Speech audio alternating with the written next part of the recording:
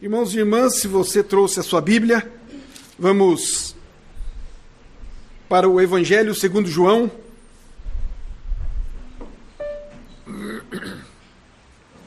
Capítulo 20.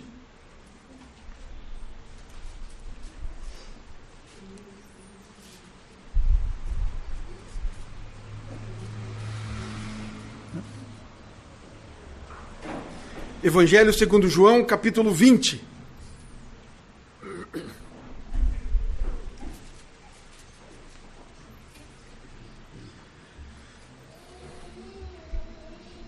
Vou fazer a leitura até o verso 18.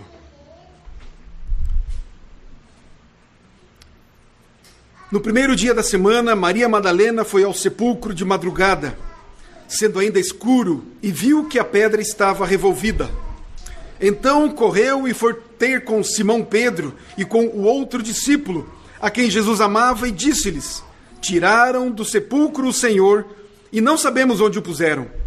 Saiu, pois, Pedro e o outro discípulo e foram ao sepulcro. Ambos corriam juntos, mas o outro discípulo correu mais depressa do que Pedro e chegou primeiro ao sepulcro. E abaixando-se viu os lençóis de linho, todavia não entrou.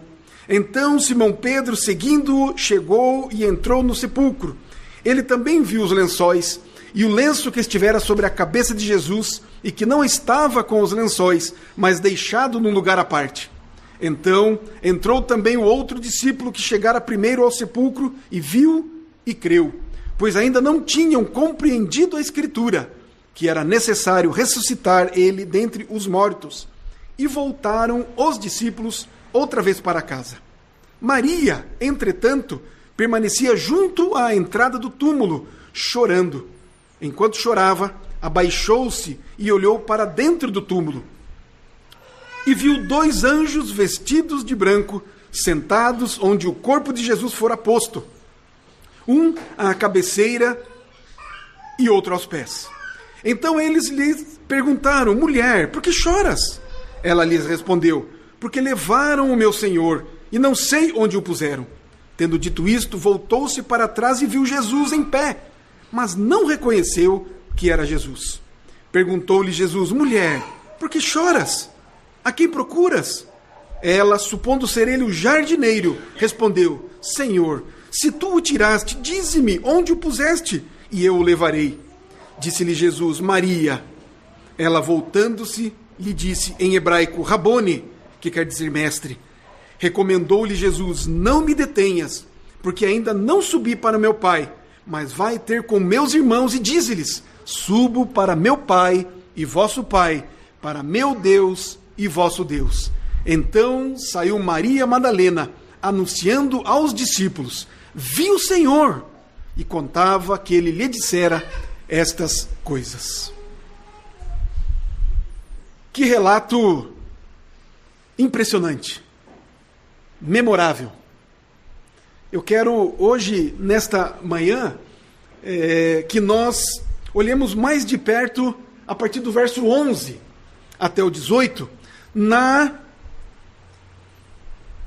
vida e nas percepções e nas coisas que são ditas aqui para Maria Madalena. Nós podemos já no início perceber aqui que aquelas pessoas que amam profundamente a Cristo, quanto mais estas pessoas amam a Cristo, desejam essa comunhão próxima de Cristo cada vez mais, quando amam mais diligentemente, mais perseverantemente, são estas as pessoas que recebem de Cristo ainda mais privilégios diretamente do Senhor Jesus. Isso nós podemos ver aqui neste evento, neste acontecimento com a própria Maria. É de fato, olharmos para este fato do que aconteceu com Maria, é algo que deve nos comover. Quando nós observamos que Maria não deixou o sepulcro. mesmo quando Pedro e João, o outro apóstolo citado aqui no texto, o próprio João, ele não queria dizer que era ele, não é? Ele é o escritor do Evangelho, e ele diz, esse outro que lemos aqui nos primeiros versos, era ele próprio. Mas Pedro e João chegaram primeiro ao sepulcro e viram que não tinha ninguém mais lá, e eles saíram e voltaram para casa. Mas Maria permaneceu ali, à porta do sepulcro. O seu amor por Jesus não a deixou sair daquele lugar. Onde será que ele estava? Perguntou-se Maria. O que havia acontecido com o Senhor? Ela não sabia dizer. Mas o amor que essa mulher nutria por Jesus a fez demorar-se naquele túmulo. O seu amor, portanto, que a fez ficar ali, colheu uma grande recompensa. O que aconteceu com Maria? Ela viu os anjos. 2 anjos. Não apenas viu, mas eles falaram com ela. Por que choras?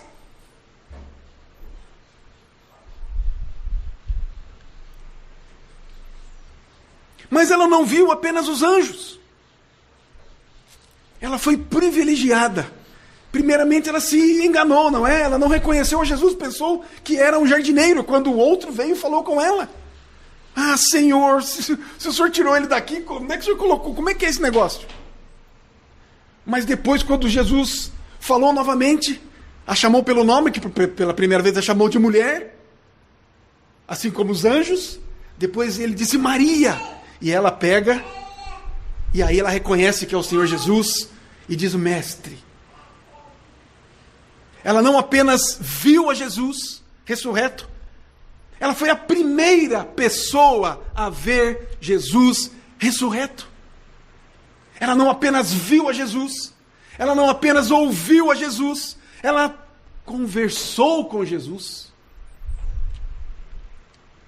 Que grande privilégio! Privilégio que Pedro e João poderiam ter tido. Chegaram primeiro no túmulo.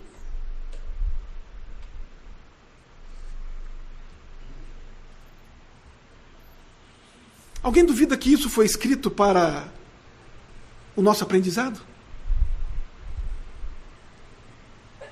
Onde quer que o Evangelho do Senhor Jesus Cristo seja pregado, este pequeno fato vai testificar que aqueles que honram a Cristo serão honrados por Ele.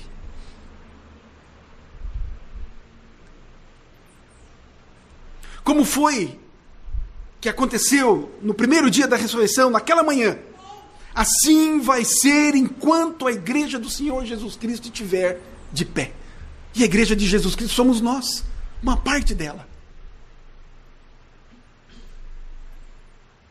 O grande princípio que nós podemos extrair dessa passagem, que está aqui diante de nós até que o Senhor Jesus volte, algumas coisas importantes nós já podemos avaliar, analisar, pensar a respeito.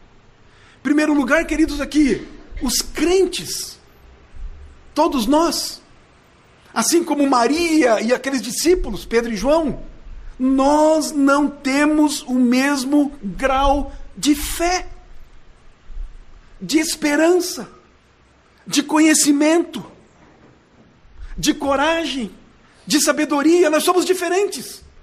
Não só somos diferentes no físico, nas emoções, não só somos diferentes na cultura, nas experiências, na maturidade, mas somos também diferentes nas experiências espirituais, no conhecimento a respeito de Deus. Somos diferentes. Não somos melhores e nem piores, somos diferentes.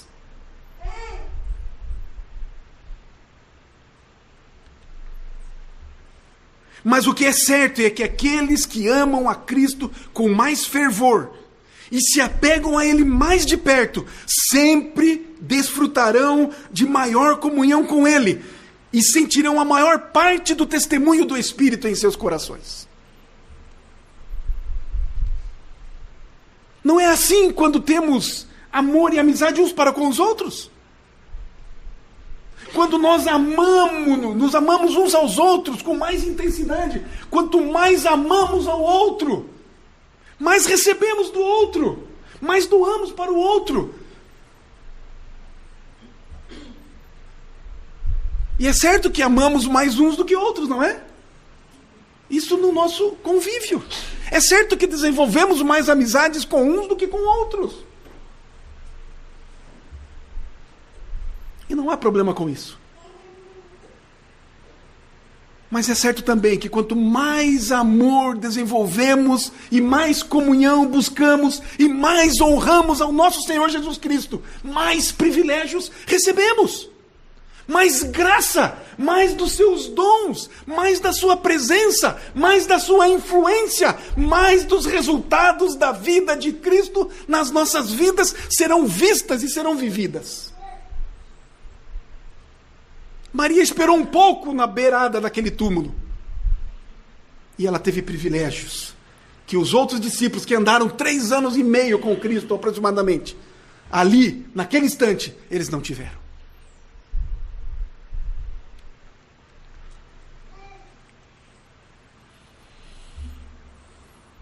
São exatamente estes, então, que esperam no Senhor, como Maria Madalena, a quem o Senhor se revelará mais plenamente, e os fará conhecer e sentir mais do que os outros. Irmãos e irmãs, conhecer a Cristo é bom demais. Mas saber que o conhecemos, que o amamos, saber que somos amados por Ele, é muito, muito, muito melhor. Em segundo lugar, vemos neste relato, neste fato, neste acontecimento sublime, que os medos e as tristezas que nós temos, muitas vezes são desnecessários. O texto vai nos dizer que Maria estava no sepulcro chorando, como que se nada pudesse consolá-la. Quando ela chorou, os anjos falaram com ela: mulher, por que você está chorando? Jesus vem e fala com ela: mulher, por que você está chorando?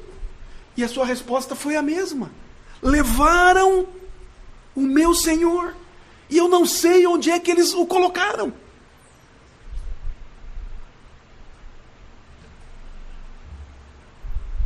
Mas, no entanto, ela não havia percebido que Jesus estava ao lado dela. Ela estava chorando desnecessariamente. Jesus estava ao lado dela. E ela não tinha percebido. A sua ansiedade, as suas lágrimas eram desnecessárias. Jesus Cristo estava ao seu lado, em carne e osso. E ela não havia percebido. Queridos, é certo que, penso eu, que nós temos situações muito parecidas, experiências de vida de cada um de nós, muito parecidas com como esta de Maria Madalena. Quantas vezes nós estamos ansiosos quando não há uma justa causa para essa ansiedade? O próprio Senhor Jesus disse, certa feita, não andeis ansiosos, com o que é a vez de comer, nem com o que é a vez de vestir. Olha aí para a natureza. Veja aí a erva do campo, eu avisto. Veja aí as aves do céu, eu as alimento. Vocês são muito mais importantes do que isso, do que eles. Eu não deixo faltar nada para eles. Eu vou deixar vocês.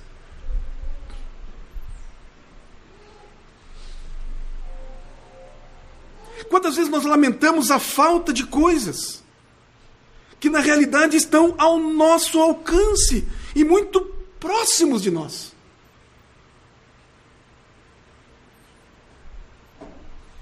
Alguém já disse que 2/3 das coisas que nós tememos na vida nunca acontecem.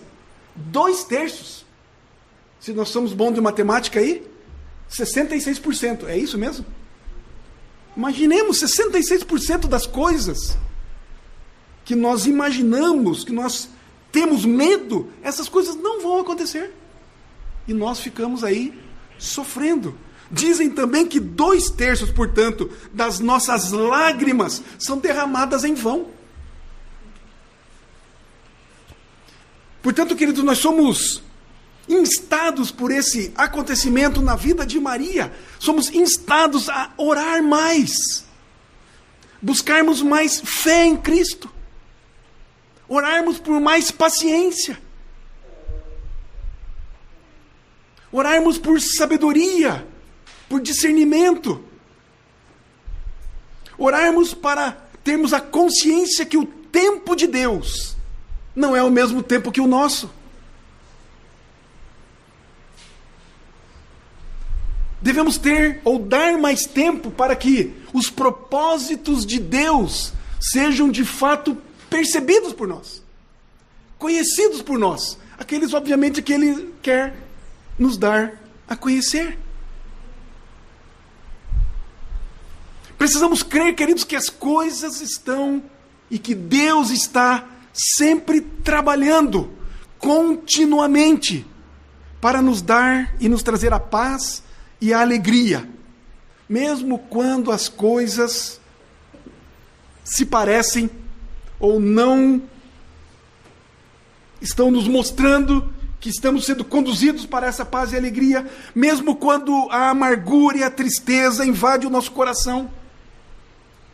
Precisamos lembrar que todas as coisas concorrem, cooperam para o bem daqueles que amam a Deus. O próprio Senhor Jesus disse também, quando foram acusá-lo de estar trabalhando no sábado, e ele chegou a dizer: o meu Pai trabalha até hoje, e eu trabalho também. Jesus Cristo está sempre presente, trabalhando, pois não dorme o guarda de Israel. Nós dormimos, nós nos esquecemos, nós andamos errantes, por vezes, nós nos distanciamos de Deus, nos esquecemos dele por hora, mas o Senhor não esquece de nós. E ele foi ali atender a Maria, naquele momento de dor, de tristeza. Por que você chora, Maria?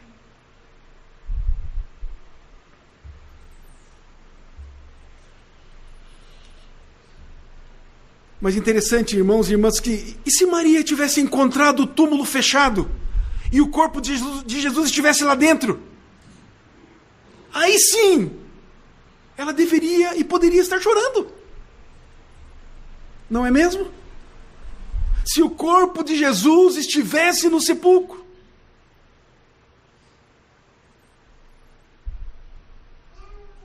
Mas a própria ausência, pelo fato de o corpo de Cristo não estar lá, era um sinal para o bem e uma causa de alegria para ela e para toda a humanidade. Porque o túmulo vazio, e com esse túmulo vazio ela deveria se alegrar e não chorar. Por quê?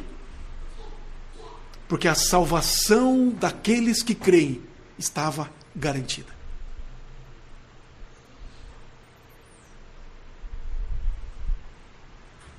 Em terceiro lugar, queridos, ainda nós podemos, com as nossas mentes, alimentar pensamentos insignificantes e terrenos a respeito de Cristo. O que aconteceu com Maria depois desta conversa com Jesus?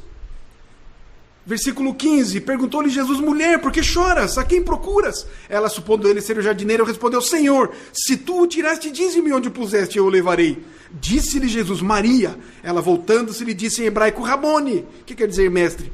Verso 17, recomendou-lhe Jesus: não me detenhas, porque ainda não subi para meu Pai, não me detenhas.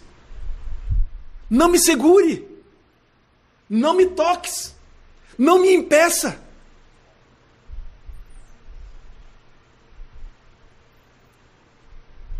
Parece até que Maria aqui queria Jesus só para ela. Agora, Jesus ressuscitou. Ele está aqui, em carne e osso. A alegria invade o seu coração.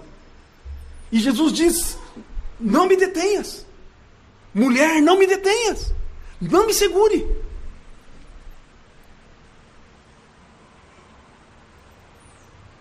Parece que a presença física de Jesus era algo super, hiper, mega importante para Maria.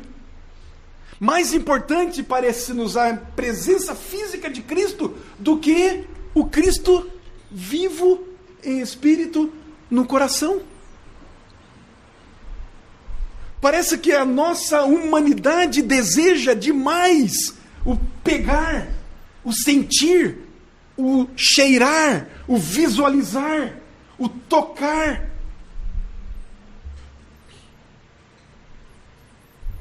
Talvez seja por isso que algumas igrejas, não é? Quando celebram a ceia,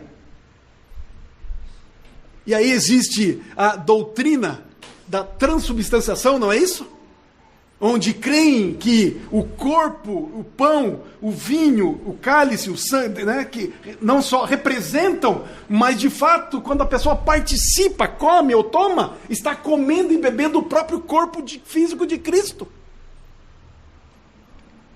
Tal é a necessidade do ser humano em pegar, em ver, em tocar, em sentir odor, em sentir arrepios. Tal é a necessidade. Mas Jesus fala algo mais importante aqui. Recomendou-lhe Jesus, não me detenhas, porque ainda não subi para meu Pai, mas vai ter com meus irmãos, e dize-lhes, subo para meu Pai e vosso Pai, para o meu Deus e vosso Deus. Queridos, nós percebemos aqui nesse texto, nesta conversa de Cristo com Maria Madalena, que não há necessidade de uma demonstração excessiva de sentimentos. Nós temos sentimentos, Cristo nos fez assim, Deus nos fez assim, nós temos sentimentos, e é certo que por hora e por vezes e em momentos não devemos reprimi-los, pois somos seres humanos, de carne e osso. Jesus Cristo, Ele mesmo chorou, por vários motivos, não é? Sentia também, obviamente. Mas nós não devemos demonstrar excessivamente, não devemos externar excessivamente sentimentos. Jesus diz assim, eu ainda não estou subindo para o meu Pai. Maria, o seu dever agora não é ficar prostrada aos meus pés.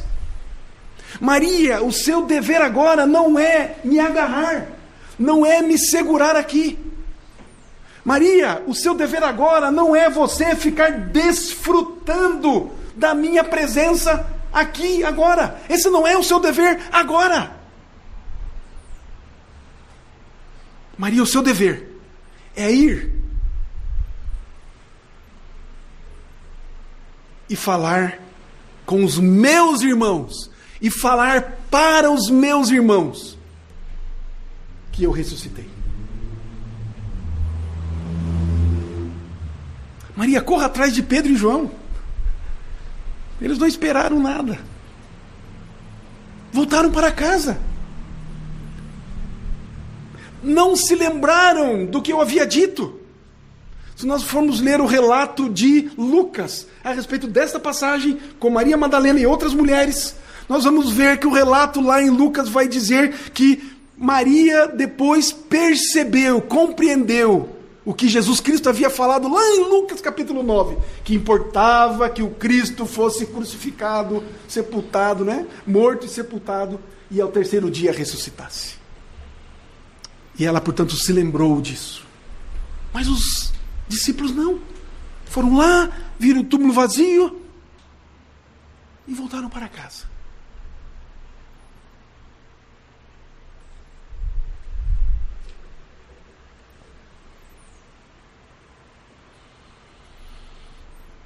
O que nós precisamos é saber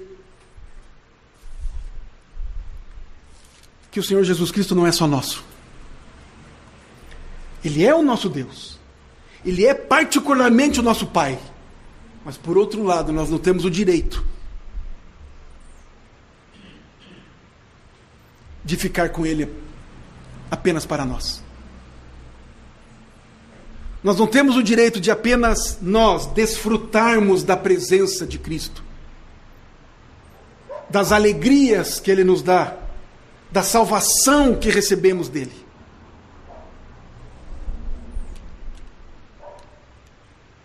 Jesus Cristo mandou Maria, Maria, vai avisar os meus irmãos que eu ressuscitei. Vai anunciar a minha ressurreição. Vai dividir com os demais os privilégios que você acabou de receber, acabou de reconhecer, acabou de perceber, acabou de experimentar. Vai dividir com os outros. Por último, com essas palavras, Jesus foi tão gentil, ele foi tão gracioso na maneira como ele falou a respeito dos seus discípulos. Pois ele pede que Maria leve essa mensagem para eles como seus irmãos.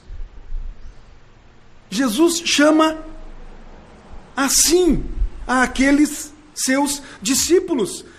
Versículo 17, não me detenhas, porque ainda não subi para meu Pai, mas vai ter com meus irmãos.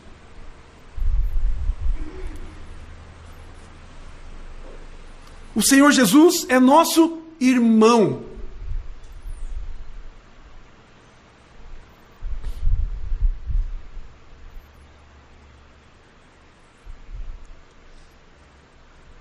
Ele pede para ela dizer a eles que Ele era o seu Pai, e que Deus era o seu Pai, e que Deus era o Pai deles.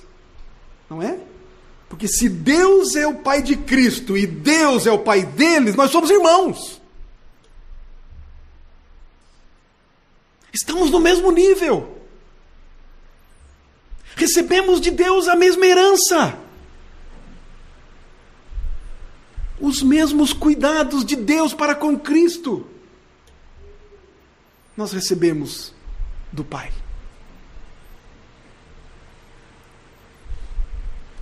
Agora é interessante nós notarmos aqui, por isso falei da gentileza, da graciosidade, da misericórdia de Cristo em favor dos seus discípulos. Porque havia 3 dias antes, apenas 3 dias antes, do que havia acontecido? Os discípulos de Jesus o abandonaram. Pedro, este que correu e foi ao túmulo no domingo pela manhã, negara a Cristo poucos dias antes.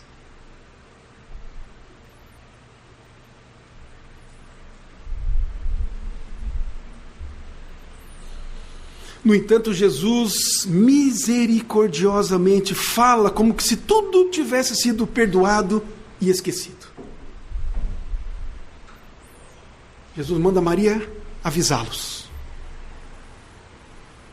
O primeiro pensamento de Cristo é restaurar aqueles que se vão, aqueles que errantes andam pelos caminhos.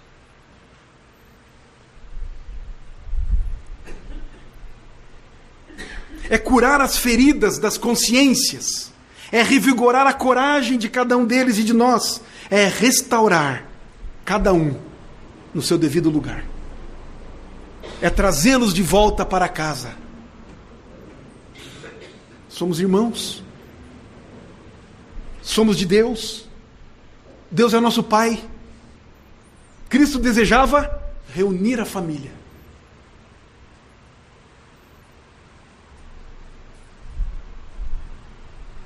Este realmente é um amor que ultrapassa qualquer entendimento. Ele havia sido traído, negado, abandonado. Há 3 dias.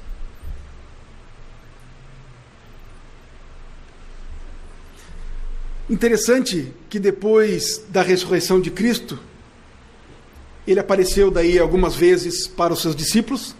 Podemos ver isso nos relatos dos evangelistas, não é?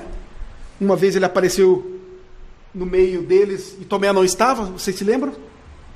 Depois, na outra semana, ele aparece, então, ele avisa, olha, chama Tomé aqui, que eu quero bater um papo com Tomé quando ele estiver aqui na próxima semana.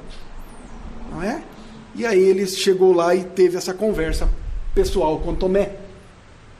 Mas eu quero me lembrar aqui do encontro que Jesus programou com Pedro.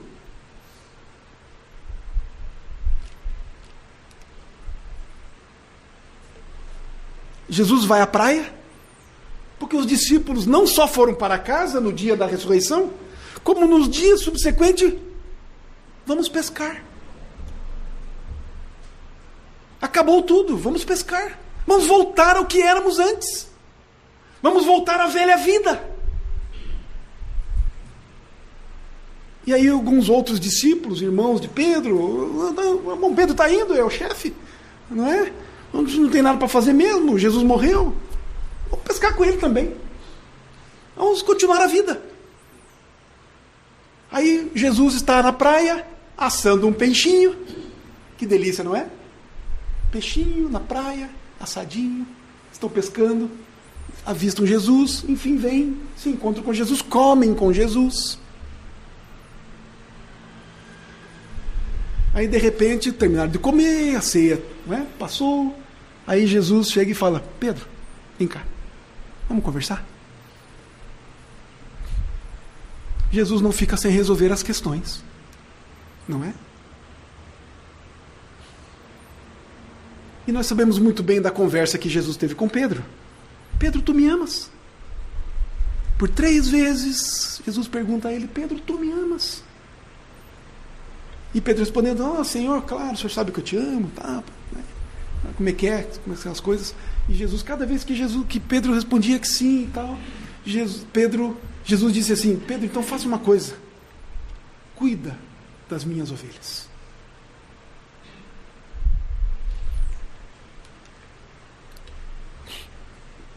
Podemos ver nesse relato, podemos ver nesta atitude de Jesus para com Maria em mandar avisar os seus irmãos. Pedro estava com eles, João e os demais discípulos. Podemos ver o que de fato é o perdão.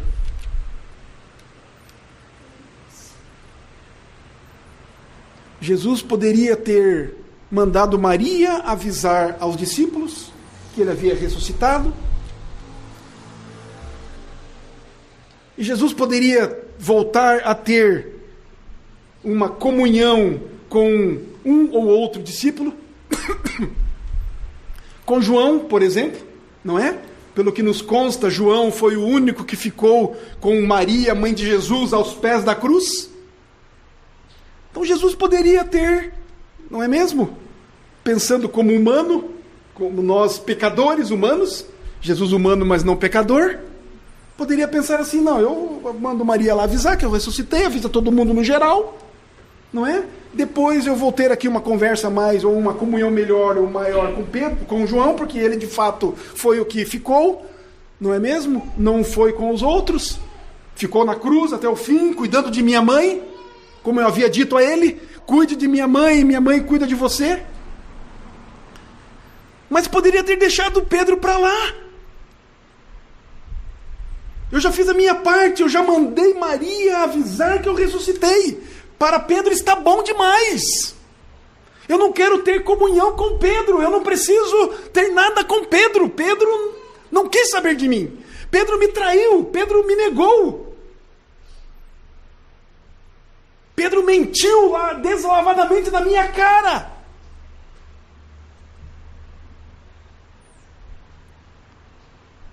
Mas Jesus não apenas perdoa de boca, mas de fato e de verdade. O perdão que Cristo nos dá é um perdão que restaura relacionamento.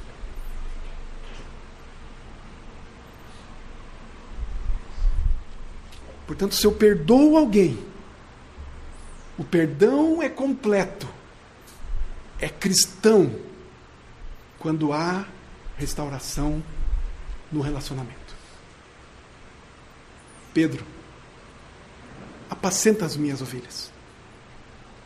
Pedro, cuida da minha igreja.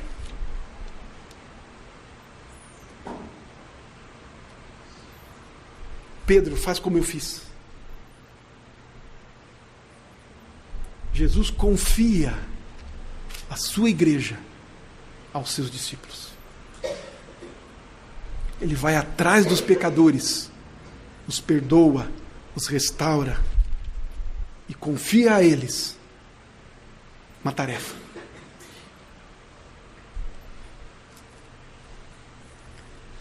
Queridos, Jesus nunca muda. Ele é o mesmo ontem, hoje e eternamente.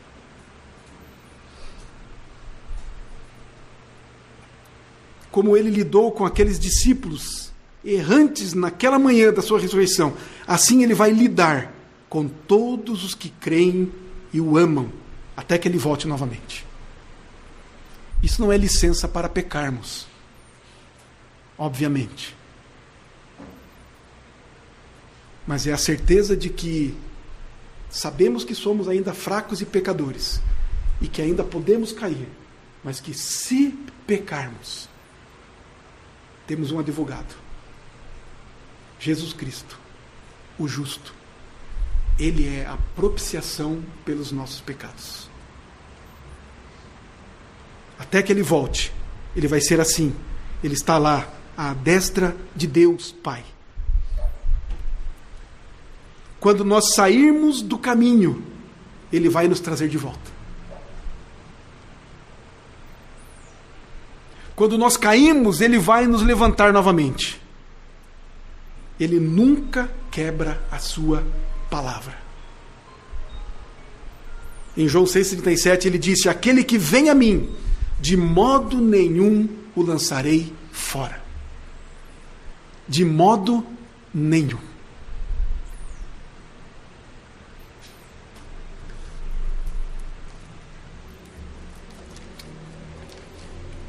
Abra sua Bíblia no Salmo 110. Salmo de número 110.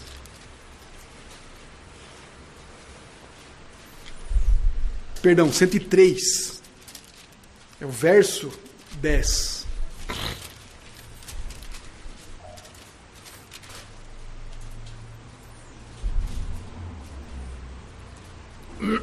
O salmista Davi compôs este belo hino.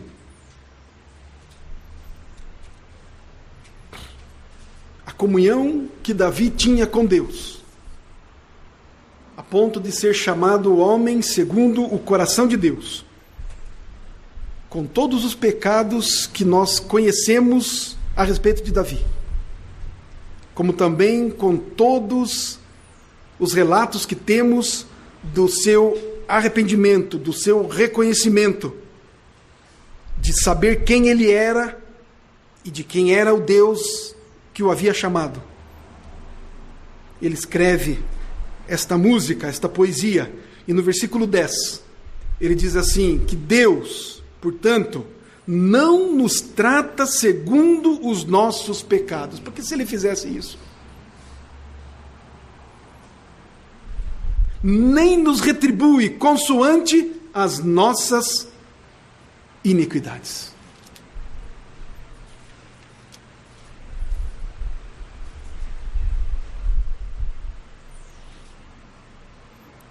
Que nós, na manhã deste dia, nós tenhamos do próprio Deus graça, misericórdia, tenhamos da sua paz, da sua alegria, tenhamos a certeza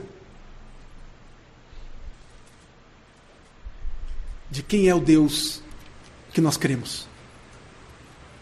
O Deus que foi capaz de enviar o seu próprio Filho para morrer naquela cruz, derramar o seu sangue, ser sepultado e ao terceiro dia ressuscitar, para nos redimir, para nos resgatar, para nos trazer de volta para casa. Que nós vivamos assim, com essa certeza na mente e no coração, e que não fiquemos com isso apenas para nós. Que não tenhamos nós apenas o privilégio de desfrutarmos da presença e da salvação do Senhor Jesus Cristo, mas que tenhamos a coragem, o desprendimento de levarmos esta mensagem a tantos quantos outros têm necessidade dela. Que o Senhor nos abençoe.